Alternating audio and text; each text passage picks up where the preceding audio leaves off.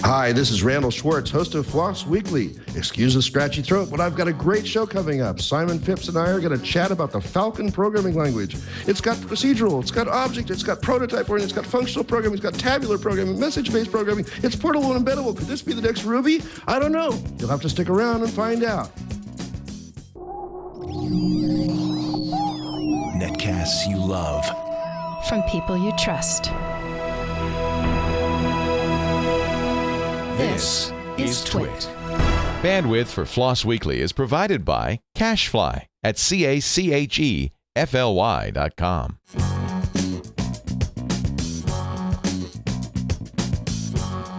This is FLOSS Weekly with Randal Schwartz and Simon Phipps. Episode 221, recorded 8th of August, 2012. The Falcon Programming Language. It's time for FLOSS Weekly, the show about free, libre, open source software. I am your host, Randal Schwartz, Merlin at StoneEngine.com, coming to you with a really scratchy throat. I really apologize for that, but somehow in the last couple of days, my throat has just decided to take a nosedive. But hopefully you can hear me for the rest of the show. And for those moments where you might not be able to hear me, luckily I have a co-host once again for this show, Simon Phipps. Welcome back. Thank you, Randal. I'm very sorry to hear that your nose is in your throat. It's very sad. Very sad.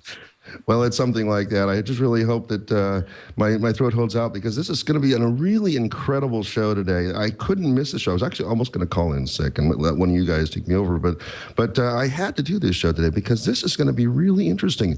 We're going to get geeky for a change. I mean, a lot of these shows are kind of high-level geeky, but this is programming geeky. We're going to talk about the Falcon Programming Language, a brand new programming language, and I've been reading up on it, and it just seems like it's got everything. It's got procedural programming, object-oriented programming, prototype-oriented programming, functional programming, tabular programming, message-based programming, kitchen sink programming, and everything. It's portable, it's embeddable, all sorts of stuff. I have no idea what this thing's going to do, or how the documentation must be huge.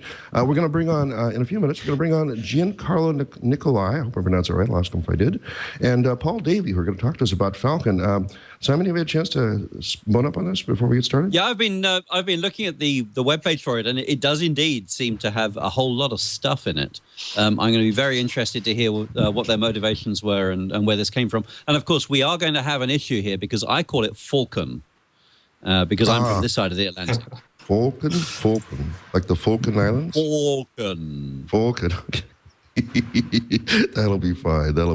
Well, I think that's about it. We're in fact one of my waiting. Let's go ahead and bring on our guests. Giancarlo Niccolai, welcome to the show.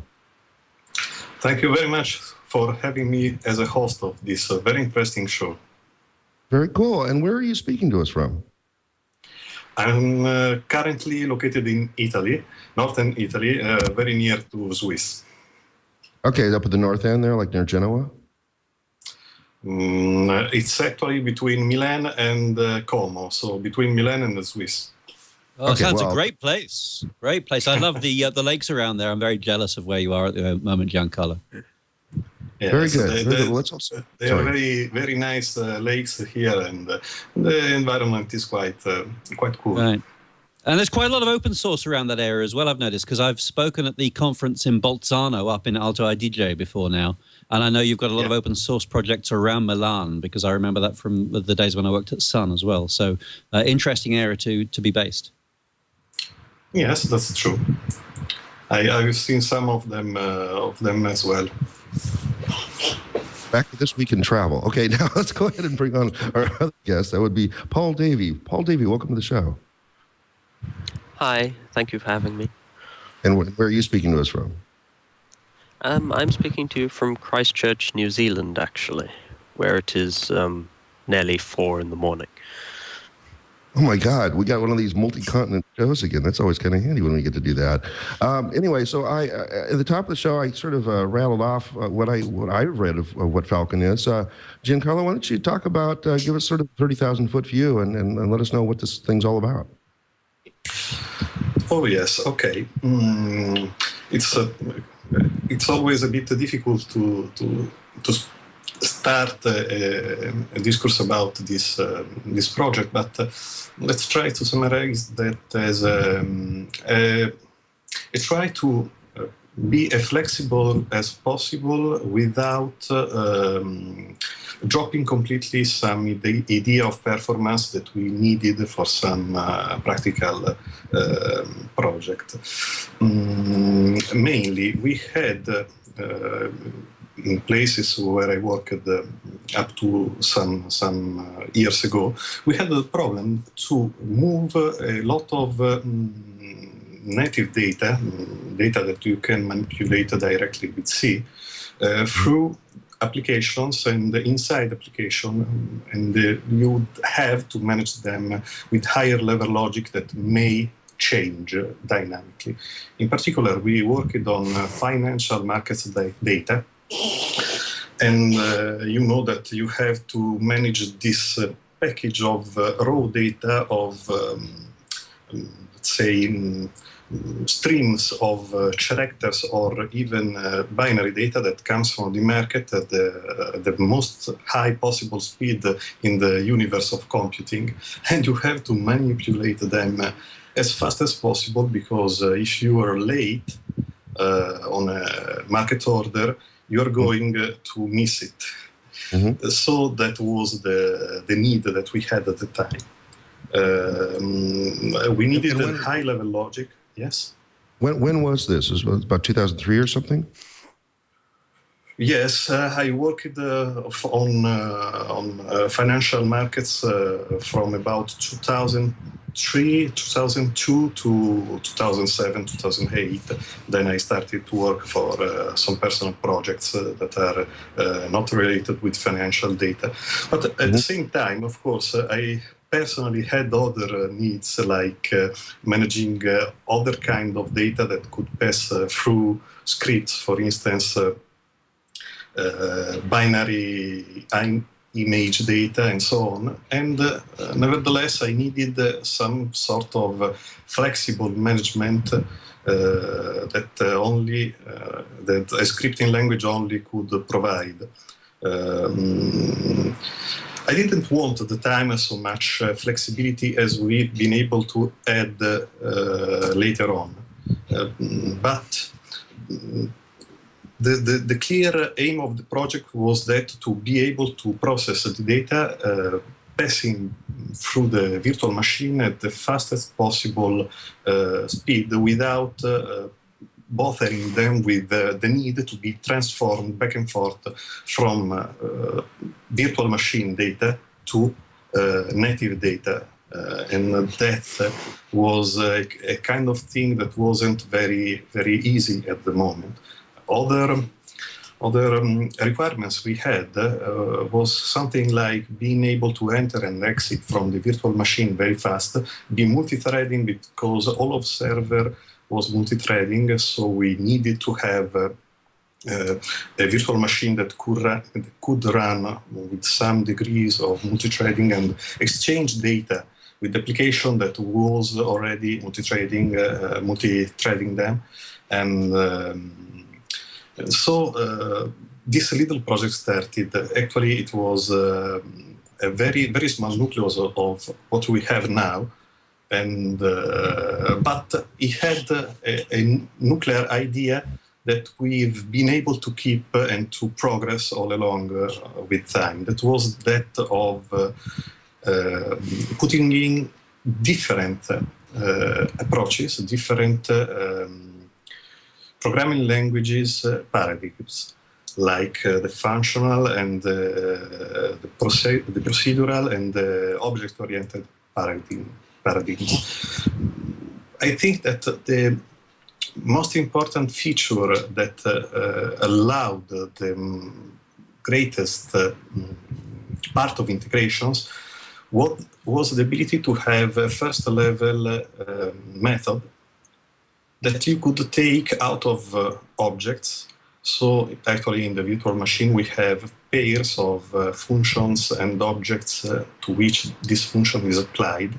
And this not just to language classes, to script classes, but even to code that is coming from outside the virtual machine. So we are able to publish first-level methods to the rest of the world, to the rest of the modules and embedding applications that can relate to Falcon.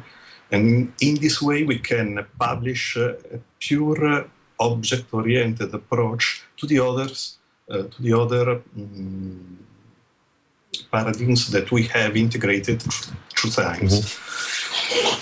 For instance, you could send not just an object, not just a method to call, but a method with its own object through a message that goes beyond, if I can make the gesture to indicate, it bridges beyond virtual machines, enters in another virtual machines managed for another part of the process, and there is actually execute.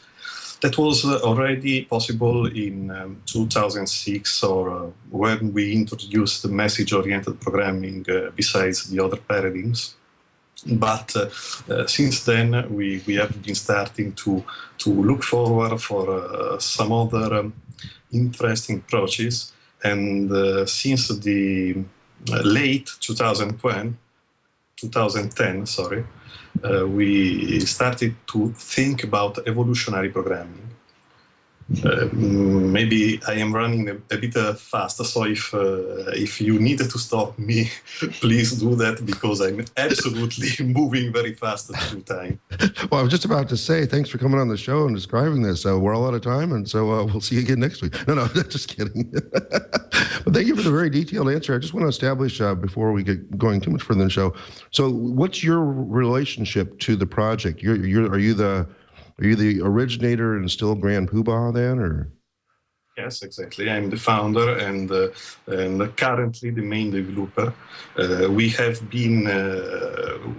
many developers through times. Some are still with us. Some abandoned the project. I'm sorry, my spelling is not perfectly clear, but I'm more accustomed to type English than to speak it. So I ask the audience to forgive me. Well, your English is far better than my Italian, so we'll just start right there. Paul, what's your relationship to the project? I am pretty much a user and minor developer who found it and decided it was a good thing to follow and help out with. Most of what I do is mostly what I do is actually discuss things in the IRC channel with the other people who use the project and Giancarlo. But I have helped out with some of the code.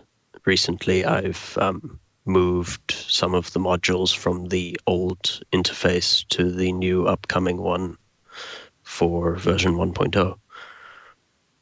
And so what attracted you when you saw Falcon first to actually learn it and then eventually contribute back to it?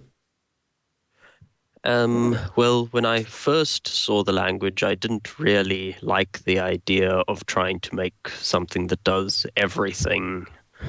At the time, I was interested in homoiconic languages and pure object-oriented and other such languages for their simplicity. But when I actually spoke to the people a bit and saw the language in use, I understood that having the tool that you want to do a job is very useful, whereas if you restrict yourself to only one particular tool to do something, you get stuck in situations where there are some things you can't do very well with that tool. There are some problems that are not described very well by, say, object-oriented programming, but which can be described elegantly with other forms. So being able to marry the concepts together is a very useful thing to allow easier development. Now, that is one of the things I'm really intrigued by the language, and sort of makes me want to actually learn it and start playing with it, is that it seemed like that even though all 6 of these structures or 6 strategies, paradigms are embedded in the language, that really you can hand stuff back and forth real easily, and it's not like anybody's locked out because somebody else did something with objects. Well, sorry. Well, no, pretty much in most of the language, the whole small talk idea of everything as an object doesn't necessarily preclude you from having other paradigms, even if in the underlying representation everything behaves like an object. And so pretty much every value and structure in Falcon is a sort of object, and the other paradigms are enabled by various facilities. For example, procedural is quite easy. You just let people have functions that don't have to be inside objects. And the message-based programming is enabled by adding a message passing interface into the language that is tightly integrated.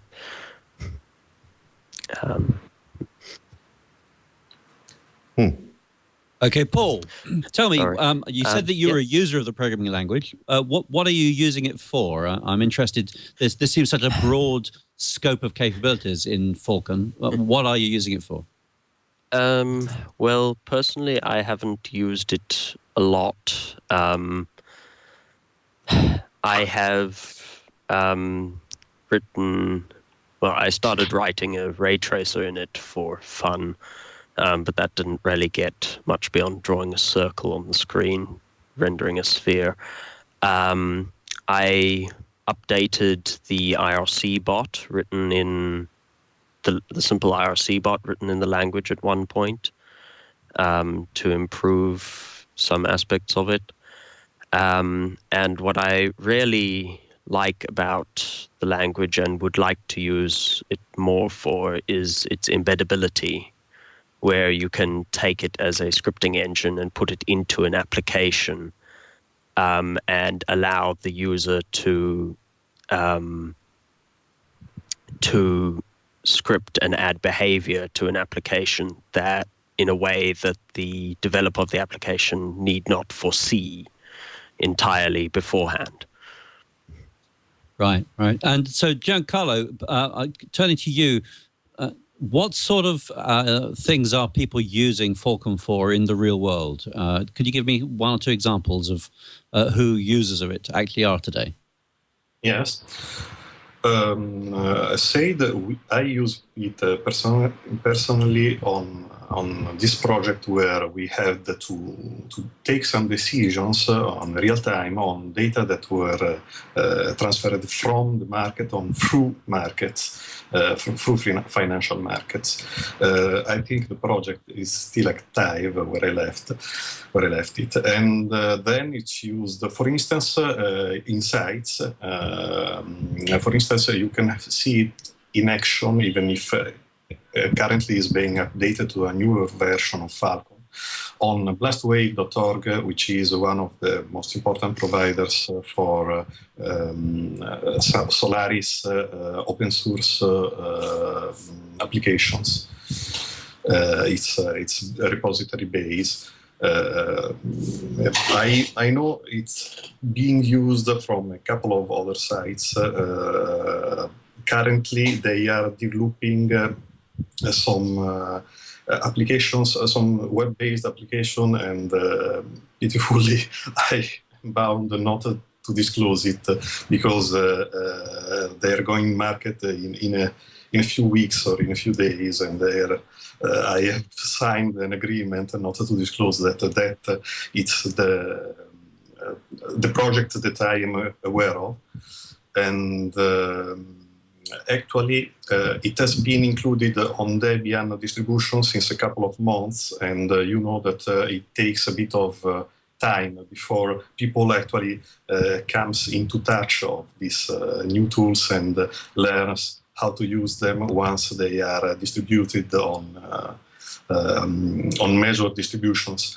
We have been distributed with Fedora since I think 2007, but that's a distribution that has less ground on hackers, let's say that. And however, we have,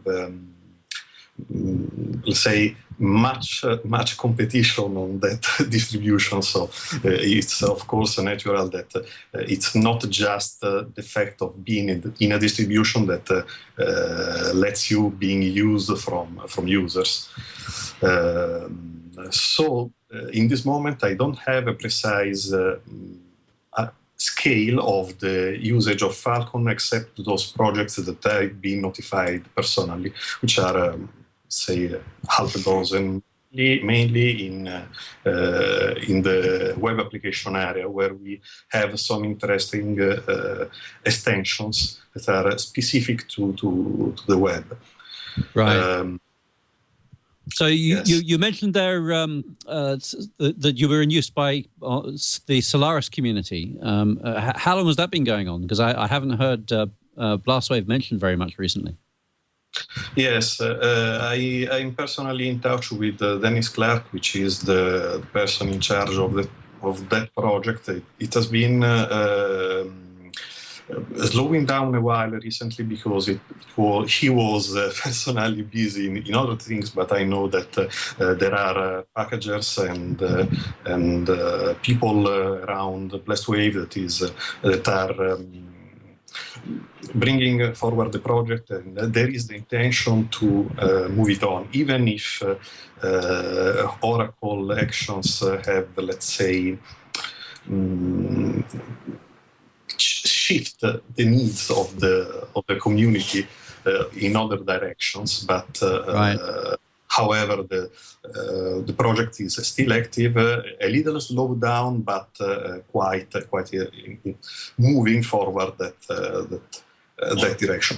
An interesting thing about the Solaris platform is that we have been working with Spark architecture to make the multi-threading part of Falcon particularly kind to Solaris architecture, and in particular to the Spark machines. So there are a couple of projects that are using Falcon as a scripting language, but using some of the parallel power of CPUs on Spark Solaris. Right. So now I know that Randal's going to come in with some language questions in a minute, but I just wanted to finish off talking to you about your community. I see that you have an inner and an outer committee, and you seem to have really quite a complicated governance there. Can you describe to me how the governance works briefly? Okay. We have an inner committee which is formed by the people that is most active in the project. When we have to take an important decision on the language, we always perform a majority vote on the inner committee. The outer committee has the ability to, let's say, is consulted during these decisions, and they are less active developers. And then we have an outer community of interested people that comes along.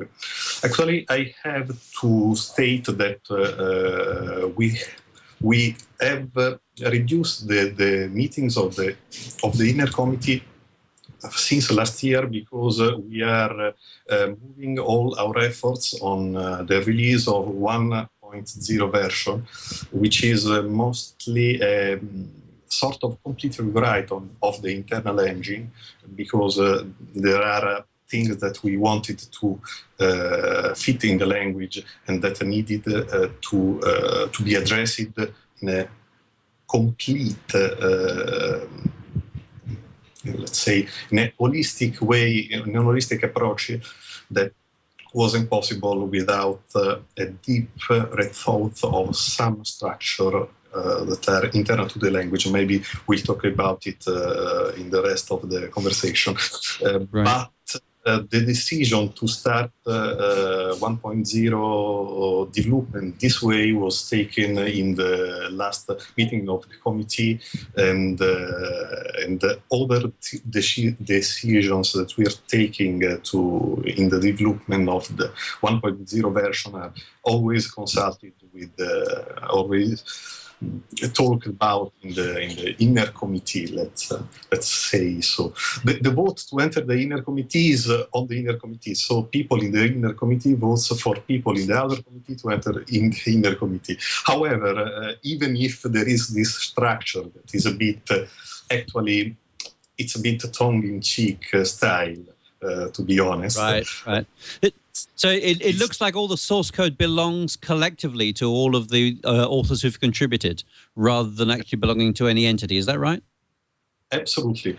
We are a completely open source project. There isn't currently any organization behind our code. So the code is completely owned by the developers. Right. And you seem to be using, I'm just looking here, you seem to be using the GPL as one license, but you seem to prefer a license you wrote yourself. Why on earth did you write your own license? It doesn't look like it's OSI approved or anything. Yes, I've been talking with Ozzy quite a lot about this stuff. Actually, there isn't any open source license currently viable as is for a scripting language. In fact, you see any major scripting language or any major language, except a couple of languages that are issued by the Free Software Foundations. Except those, every language needs at least some exception on the GPL to be workable. So, since we had a problem in letting our scripting language being accepted on some companies that wanted to use it, but didn't want to examine exceptions to GPL to see if they were compatible with them, I thought that I could write a license based on a PESH 2 license, which just is a reordering of the PESH 2 license to talk about shared code instead of shared configuration files as they are named in the PESH license. Actually, our license is more free than GPL because it loosens some of the GPL requirements when it comes to the code that you can add to your application and that you can insert in your application. Consider the needs of the script embeddable scripting language that you put in your application. In some part, you may even take the source code, and your application may not be actually GPL at all. So, so we thought of a license that could work in that environment, be more, let's say, free than the GPL for this specific task. And you can see that actually there is no project, not even Common Lisp, not even GCC that can use GPL or even LGPL as is. They always need at least some exception, and analyzing those exceptions require, if you are serious about license, require a study of the impact of those exceptions on the company policy, on the company that wants to adopt this project, and doing that for a wide scale of applications or languages, maybe a bit bothersome to some.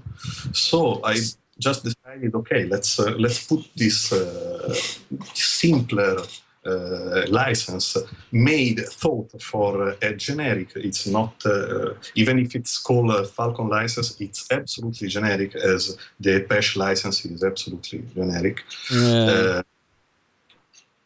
So, these days, I've just been looking back at the conversation on the OSI mailing list about your license, and honestly, I can't see why you did it, because if you didn't like, you seem to be emulating the Apache license. It gives everyone all the freedoms that they need to do everything, including write a programming language.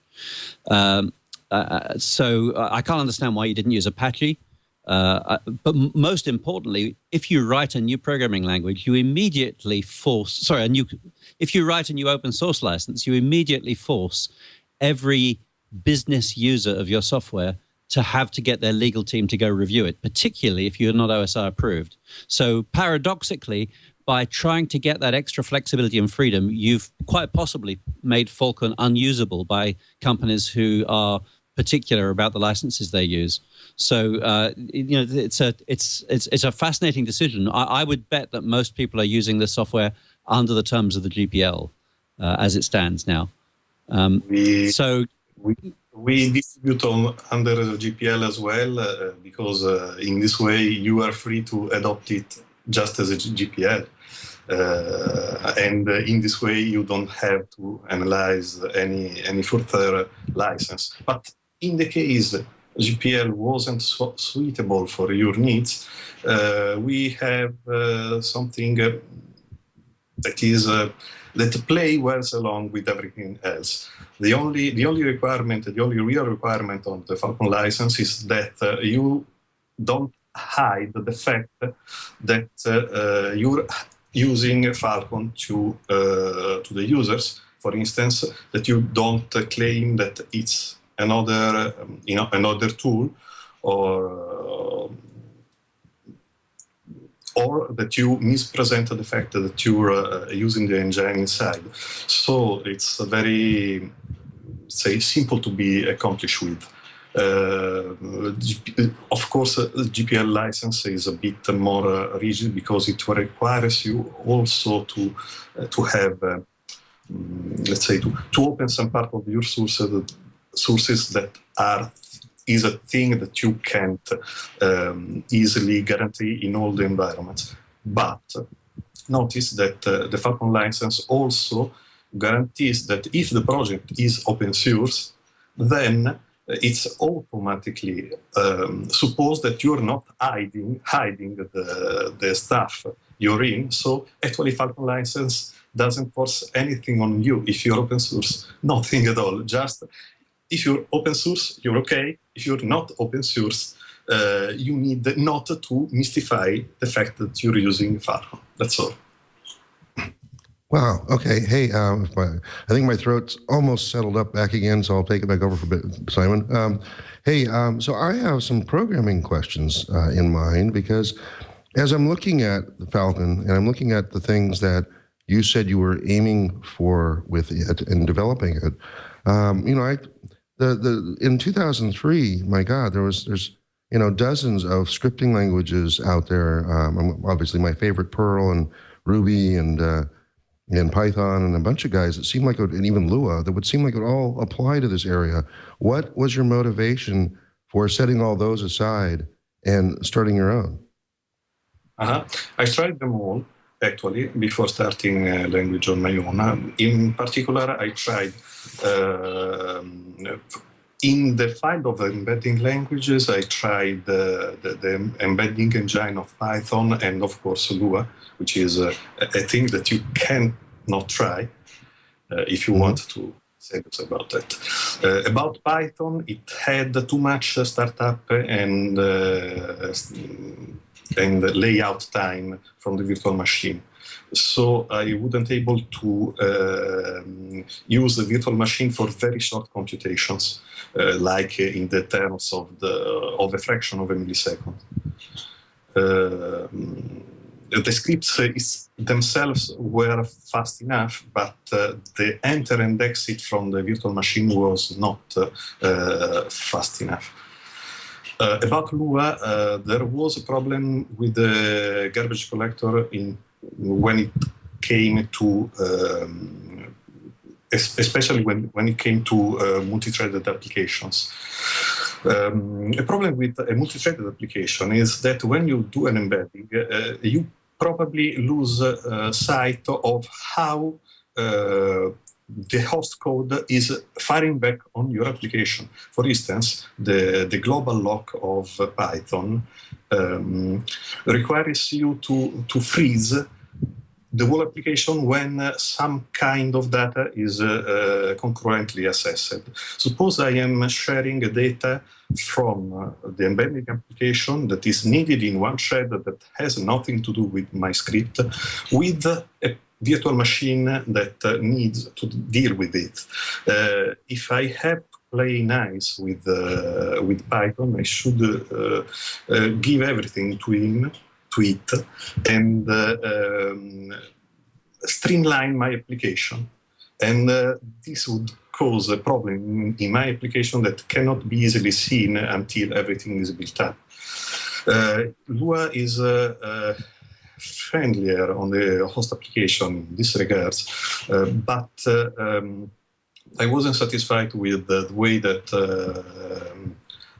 garbage collection was handled, because I needed to tell from the outside how to garbage collect some data that may have been passed to the engine or just shared for a while with the engine, or generated by the engine and used outside the engine. This kind of passages were not so simple to be performed with the language, even flexible as Lua.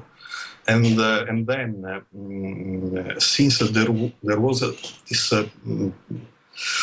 let's say, limitation in the engine that I could, of course, wrap around through other means, but this summed with the way that the language was built that wasn't exactly fitting my tastes, let's say, it caused the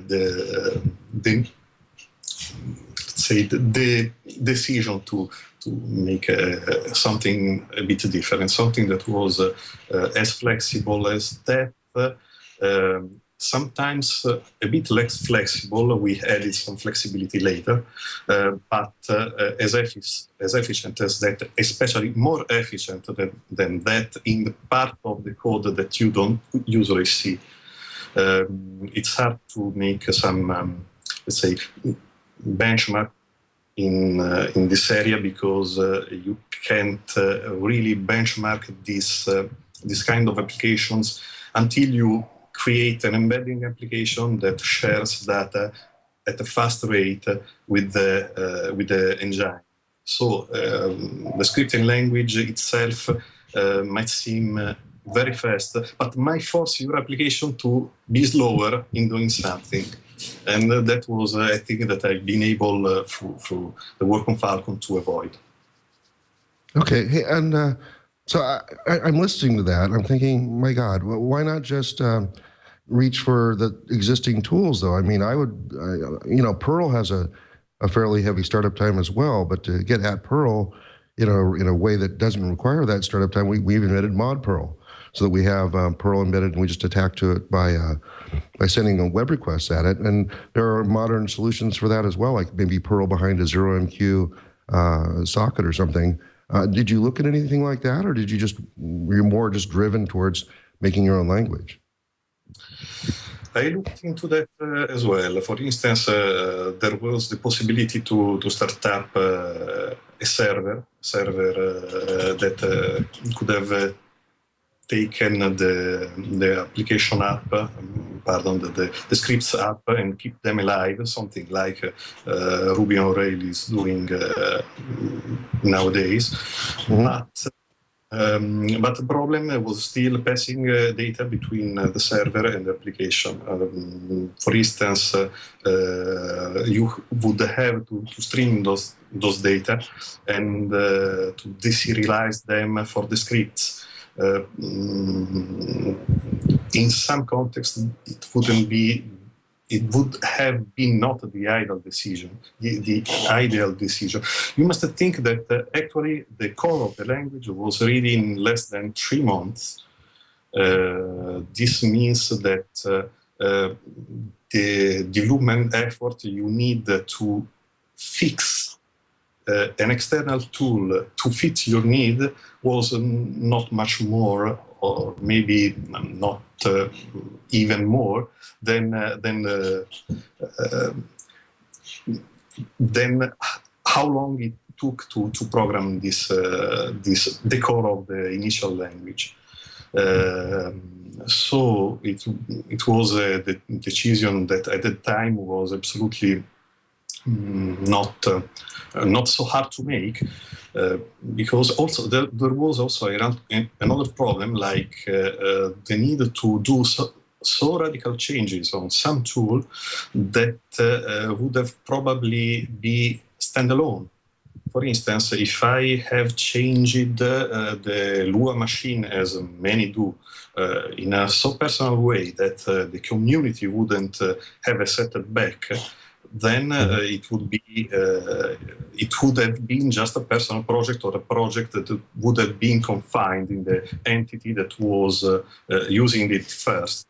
And for experience, I know that this kind of projects tend to die sooner and to be less developable than playing along with the community.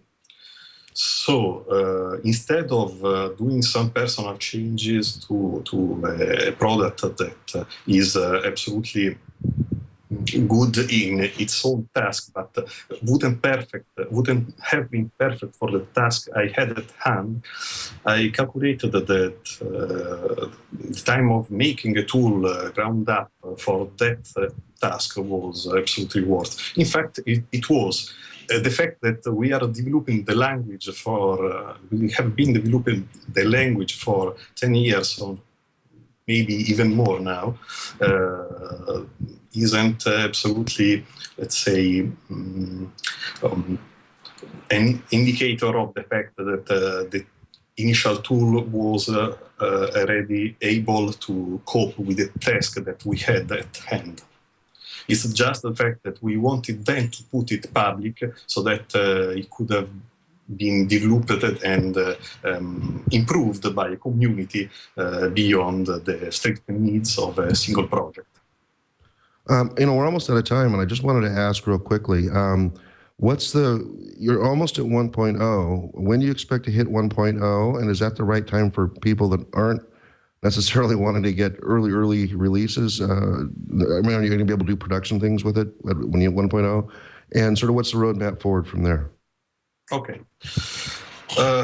First of all, the current state of the engine is quite stable. In fact, it is used in production in several environments of a certain wave.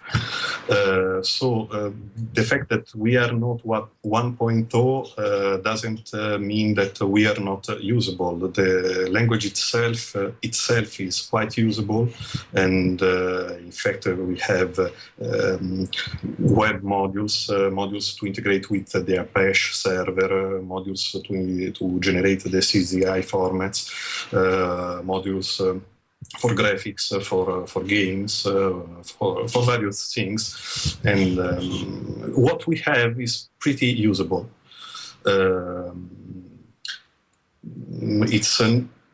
Also the language is relatively stable, because what we are doing in the 1.0 version is mainly adding a few features in the engine that are not currently available. The roadmap from now to 1.0 is to finish some of the details of the engine. We have 19% of the language of the current engine already ported, and we have like 10% to be fixed. One thing we are doing is moving the multi-threading support at script level that was in an external module in the previous engine directly in the 1.0 engine. And another thing that we're doing is integrating a couple of new, very interesting programming paradigms that we think that will be very important in the next few years. And this is part of the reason that we went towards 1.0.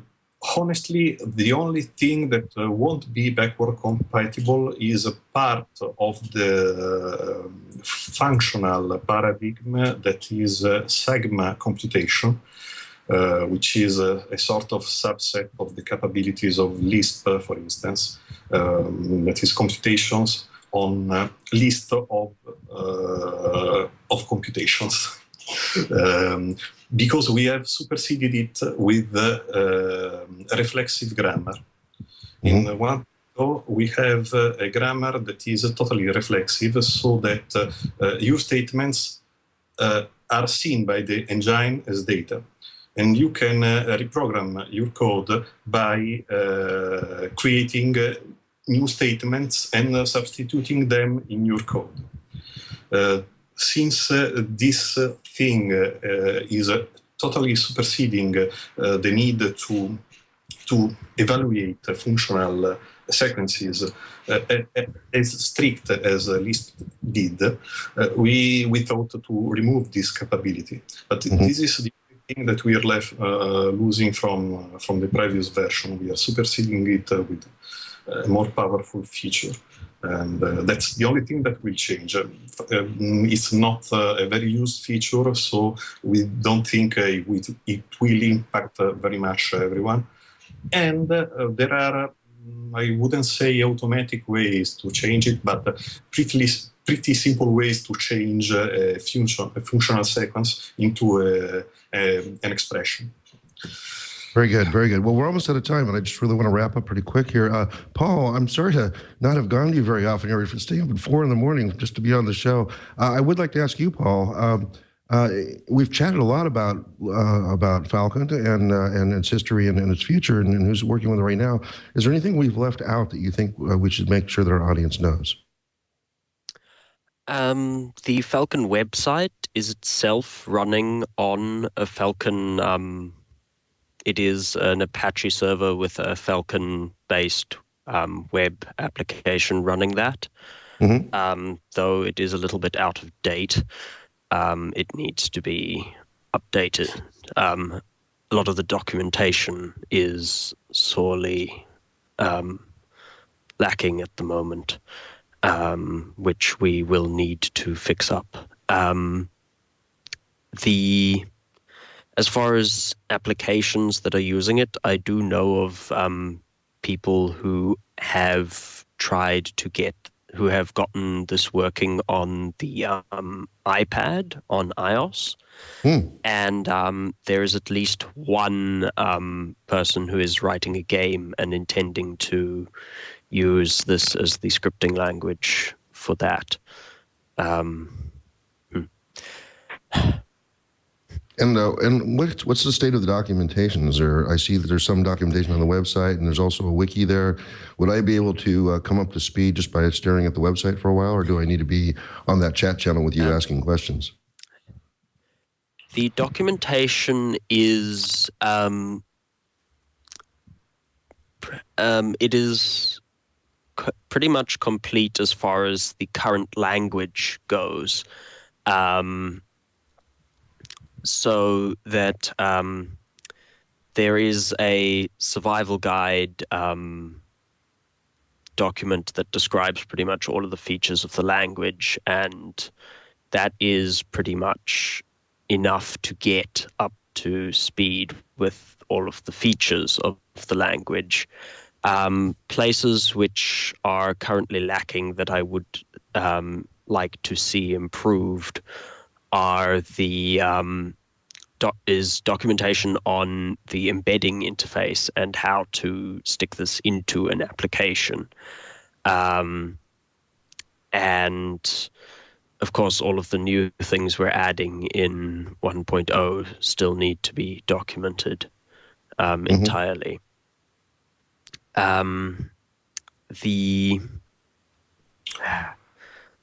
There's also a very nice manual written by one of the project members, which follows a sort of example approach to learning Falcon. which I believe is available in English and Italian. Cool. All right. So like I said, we're just about out of time. I want to thank you guys both for coming on the show. But I got one last question to ask each of you. Simple question, yes, or two answers, many possible answers, but one answer I'd prefer. Paul, starting with you, Emacs or VI? Well, I haven't really used either of them very much. Personally, I prefer GUI editors and don't use the terminal for editing text documents very often. But for simple things, I use Nano, and I have used Emacs before, but it is somewhat too complicated for my tastes, and I still need to learn more about VI to be able to use it usefully. Okay, and Giancarlo, same question. I prefer VI because it performs better through slow network connections. Okay, that sounds great. That's great. Okay, hey, like I said, we're right out of time here, so I just want to thank you guys for both coming on the show and giving your pitch for Falcon. Appreciate it. Thank you very much. Very good. That was Giancarlo Niccolai. I didn't ask if that's pronounced right, but it sounds close. And Paul Davey talking to us about Falcons. Simon, what do you think? It's fascinating. This area of programming languages, there's always been a lot of religion around programming languages, as I think you probably know and have contributed to in the past, Randal. Everyone thinks they can write their own programming language. I think that's why there are so many of them out there. It would be interesting to see one of the applications that have been written in Falcon in action to really understand things. Website seems pretty springy. But I admit to being skeptical that using a license that will force every legal department on the planet to have to scratch its head and do research seems to be an instant turnoff to me. But I'm interested in your view. You're the programming language pro. What do you think, Randal? Well, and I said this a couple times in the show as I was doing the interview that, it looks like it's scratching an itch that's already been scratched in 17 other ways. And I was, when I first came across this, when it was suggested to me for a show, I went and looked at the website and I saw, oh, this is pretty cool. And then and it has this, and it has this, and it has this too. And I'm immediately reminded of, and I hope they don't get offended by the match, but it actually sort of reflects weirdly on me too. But the Perl 6 thing that's going on and still going on, it's 10 years, and we haven't had a 1.0 release yet, really. Because there's a lot of things in there. There's it's almost the kitchen sink as well. Let's put lazy lists and prototype-based programming and object-oriented programming and functional programming and make those all work in there. And frankly, I think if you put too many things in the language, you end up never getting it done. Now my Rakudo friend, Paul Patrick Michaud, is going to be emailing right away. Hey, don't say that about Rakudo. Yeah, Rakudo is usable, and it's but it's missing some documentation, and it isn't complete yet, at least against the specs. So I think this is going to be something similar to that in the sense that I'm not, and again, not to offend our guests, but I just don't know that you can commit the kind of vision and have it deliver if you're very ambitious like this. And so I'm again, more power to them. If they can make it work out. When the 1.0 release comes out, and then 2 years down the road, we'll look back and see if I'm wrong. And I hope I'm wrong because they put a lot of work into this. So I appreciate that. It sounds like Simon might have disappeared on me here. So I guess I'll just go ahead and finish up the show for a bit until he comes back. We have a number of upcoming guests still. Haven't had any new bookings in the last few weeks because I've been busy in South America. But next week we've got the Open Bravo ERP system, which is just like it sounds, sort of one of these really cool ERP systems, which is all that enterprisey stuff that I don't know much about. But the following week I have a really special, cool guest. We're going to talk about one of my favorite topics, Postgres. Postgres has come a long way since I had Josh Burkus on the show 5 years ago. And so I wanted to get a chance to kind of do an update. I mean, Postgres is now at the point where you have modern replication, live streaming, common table elimination, all sorts of great features. And so we're going to bring on somebody from Enterprise DB, which is one of the companies that commercializes Postgres, to talk both about the changes that are happening in the Postgres community and in the Postgres language and the implementations and stuff. But also, really, I wanted to talk to somebody who knew a lot about who's really using Postgres these days and where it's going from that. And the enterprise DP people are one of the people that are commercializing and making a really good commercial success out of it. So I also want to talk a little bit about making a business around an open source software with them. So that'll be great. Following week, Twisted Python framework to do this sort of event-driven programming for something like a web server or a application server of some kind. A few weeks of uncommitted people. So far, we're still trying to fill those slots. And then KVM, of course, the big virtual machine setup that is being used in a lot of our applications these days, kind of the essential to things like the cloud. All good for that. A lot more email flying around. I'm opening up Q4 this weekend, so I should have a bunch of guests to talk about next week that we'll have on there. You can follow me at twit.tv/floss. No, excuse me, you can't follow me at twit.tv/floss. You can go to the spreadsheet linked to twit.tv/floss and figure out who our upcoming guests look like. And as I plot them in there, you can see how they get added. And if you see people on that list that are further down than near the top, just be sure to email them and let them email me, and then we'll get them on the upper part of the list. You can follow us at Floss Weekly on Google+. We send out announcements as new guests get posted and also as show reminder announcements. And we also tweet and identicate. I don't know if that's a verb. Go to Identica at Floss Weekly, all one word. And again, if you had a couple times we took questions from the chat room this week, and the chat room is live when we're taping live, which is 8:30 a.m. on Wednesday mornings. So that's Pacific time, West Coast U.S. So come along and join us there. And you can follow me personally at MERLYN, Merlin, and also on Google Plus at Randal Schwartz. I try to post 6 or 7 interesting, cool things a day there as well. I had a great time at Fizzly last couple weeks, which is where I've been gone. I'm down in South America there. Also hung out with the Rio Pearlmongers last week, and that's probably where I got my sore throat. So I'll blame them. You guys, you're messing my throat up here. It's kind of sad. I almost ended up not speaking at Fizzly.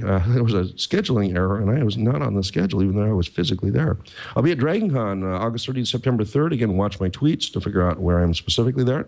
And I want to put out one small shout out. I do wear multiple hats, and one of the hats I wear is Linux Fund, which is the organization that produces, gives away money to open source organizations. And we just started a project a few months ago where we've lowered the bar for getting grants. So we've funded Camilo, which is a past show participant, Village Telco, also a past show participant, OpenBSD, Wikiotics, jQuery, a past show participant.